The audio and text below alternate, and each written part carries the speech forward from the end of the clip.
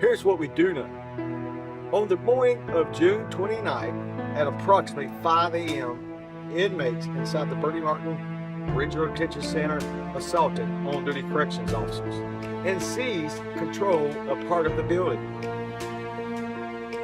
Parts of that building lit that land. Officers lost physical control of a section of that facility. The SBI, the North Carolina State Bureau of Investigation, along with the FBI, are now handling the investigation. This is one real and recent incident that we're talking about. Let me walk you through the timeline because this is where it gets very important. At 5 a.m., the incident starts. At that moment, inside the facility, there are 88 inmates, 3 officers, just 3. Let that sink in there. 88 versus 3. Inmates overpowered staff, assaulted them, and gained control of part of the building. 1 officer was able to get out. 1 escaped. 2 were taken hostage. For over 4 hours, those 2 officers were inside that facility in that situation. Now here's where the story could have gone a little completely different.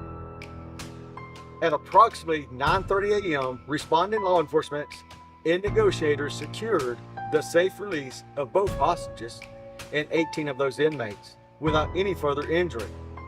That is a negotiation that has worked. That is a peaceful resolution to what could have been catastrophic.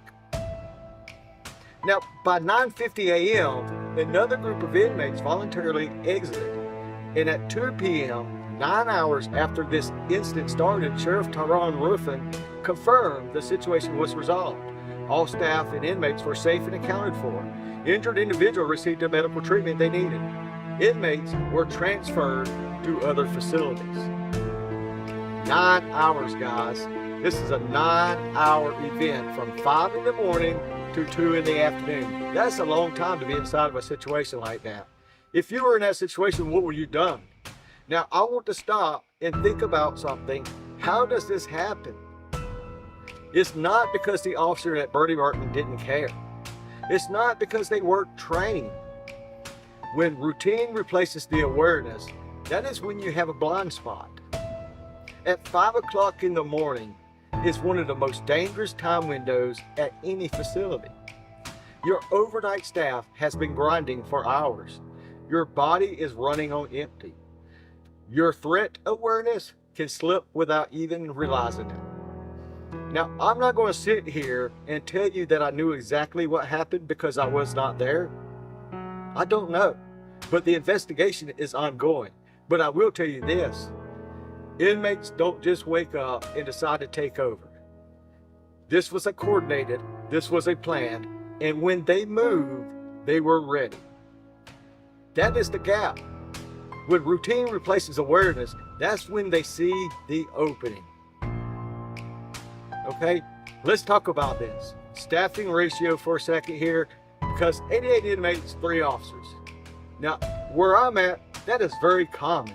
That is a number that should make every administrator and every officer stop cold. I've talked about mandatory overtime and understaffing on this channel before. This is what that looks like in real life. When the margin gets this thin, it only takes one coordination movement from the population for everything to shift. Number one thing is, every officer, new and veteran, needs to understand your safety is directly tied to your awareness of those counts, those ratios, and who is in that housing unit with you at all times. 88 to 3. Know your numbers. Know your environment. Real quick, if this content is helping you, hit that subscribe button right now. Every week, I'm bringing you real incidents, real training, and real talk for officers in the field. Now, let's get back into it. Now, so what do you actually do with this information? Let me give you 3 things to take from Bertie-Martin's incident. Now, number 1, always trust and read before the incident, not after. If something feels off when you walk onto that shift, if the energy in the population is different, if the conversation stops when you walk by, if movement patterns don't look right, that is not paranormal, guys. That is your training working. Report it. Brief the instant shift. The best time to prevent something is before the first punch is thrown at you. I'm pretty sure you agree with that. Moving on to the next thing, know your exits. Every single day, one officer got out. Now, that officer knew the environment very well in the moment to get clear, whether you're on day 1 or year 20.